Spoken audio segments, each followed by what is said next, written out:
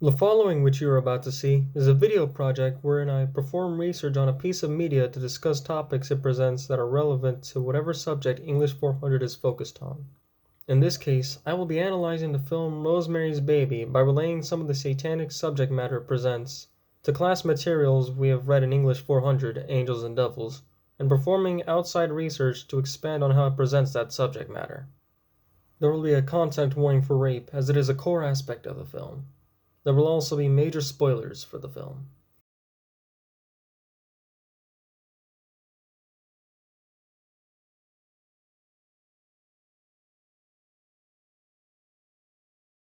Rosemary's Baby is a 1968 horror film directed by Roman Polanski in which a mother begins having suspicions about her pregnancy and the people who influenced it. Over the course of the titular Rosemary's pregnancy, she begins wondering if her husband and neighbors are all witches in cahoots to craft a blood sacrifice in the form of the baby she wished to have. Her fears and desperations not only interact with the supernatural elements at play in the film, but address some of the darker sides of maternity that this movie and others like it present to effectively disturb the audience. In effect, Rosemary's Baby adds to the conversation of satanic imagery being intertwined with darker, more disturbing aspects of motherhood present in film. Part of how the film was able to scare so effectively with its subject matter comes down to how the source material was written based on the author's real-life experiences. The 50th anniversary edition novel's introduction, The Legacy of Rosemary's Baby, details how the idea for it first came to him while his first wife was pregnant. Anxiety about whether the fetus was healthy made him decide that a fetus could be an effective horror device if the reader knew it was growing into something marginally different from the baby expected. A mother's anxiety over if her baby that is growing inside her is healthy is something that would cause great terror to both her and the father, making it understandable how the fear inspired Levin, the author of the book. The introduction also notes how rejecting genuine medical horrors is hardly the stuff of popular fiction. He decided that the baby would be the child of Satan and set about constructing his plot, which is so intricate that Stephen King called him the Swiss watchmaker of the suspense novel. The idea that now the baby is a spawn of Satan is one that is just as disturbing as the typical thoughts of pregnancies going wrong with birth defects and miscarriages, as they all can lead a mother to paranoia regarding the fate of their child. It's little wonder then how Levin effectively used those personal experiences to convey fears that come with expecting, and the supernatural that is but a step above motherhood dread. Roman Polanski's film adaptation of Rosemary's Baby effectively visualizes the fears that come with expecting a child. Throughout the middle portion of the film, Rosemary begins having concerns over the pain she's been feeling over her pregnancy since November, as her friends told her that Rosemary, pain like that is a warning that something isn't right. While the pain does go away and Rosemary becomes relieved that her child didn't die and a miscarriage didn't occur, it's still a pain that has affected her for several months and temporarily had her worrying about the safety of her child. Through her fears over her neighbors being witches who want to use her baby as a blood sacrifice, she becomes unofficially diagnosed with prepartum. Abe says it's called prepartum. I don't know, it's some kind of a hysteria. Boy, you were really kapow out of your mind.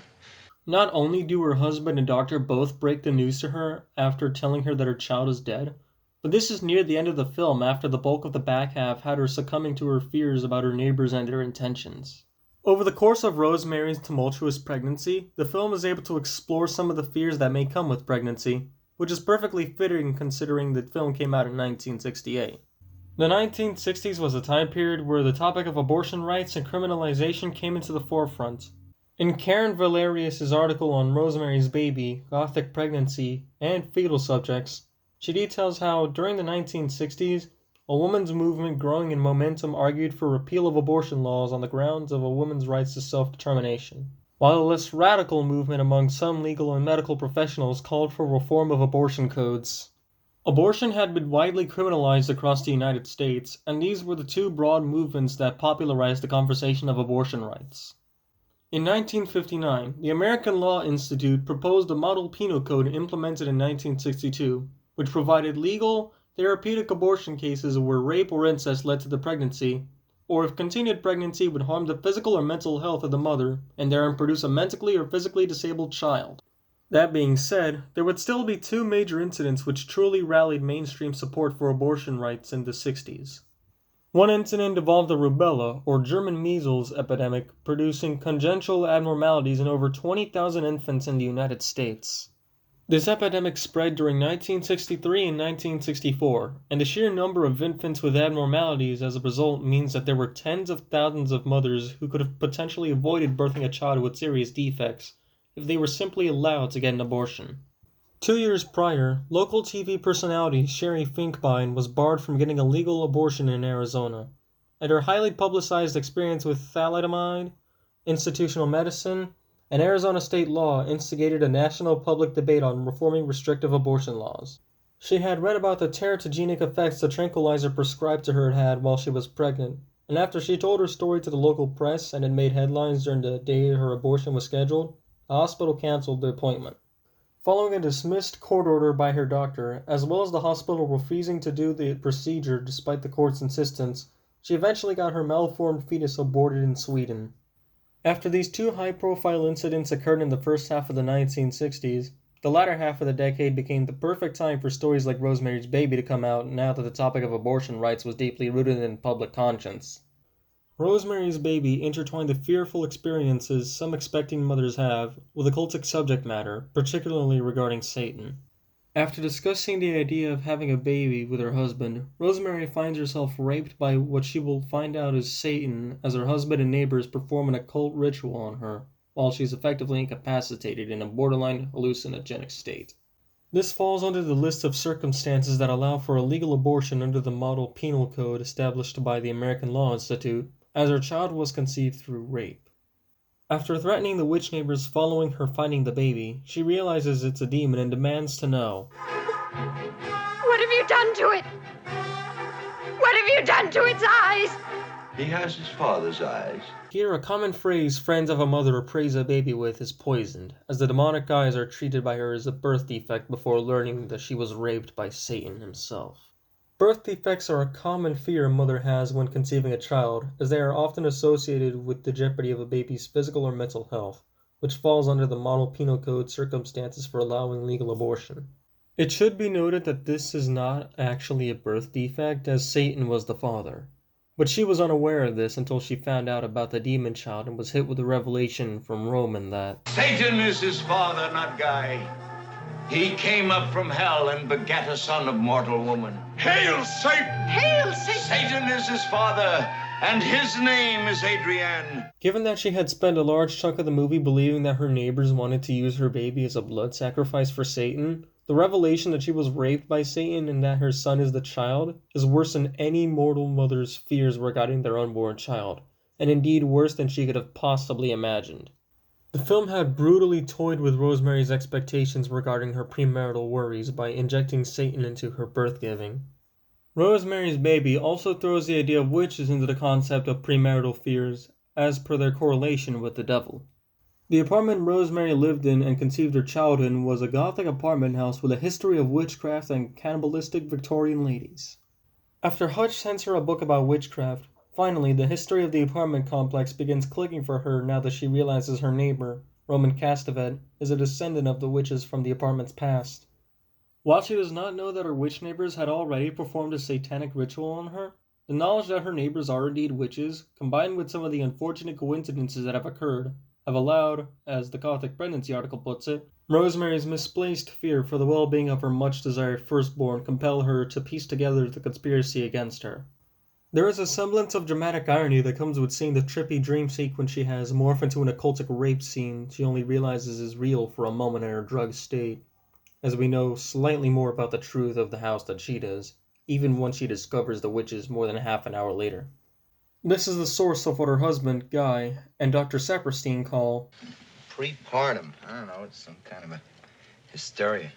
This alleged sense of prepartum drove her from everyone for the bulk of the film's third act, even when the audience knew Satan was more directly involved.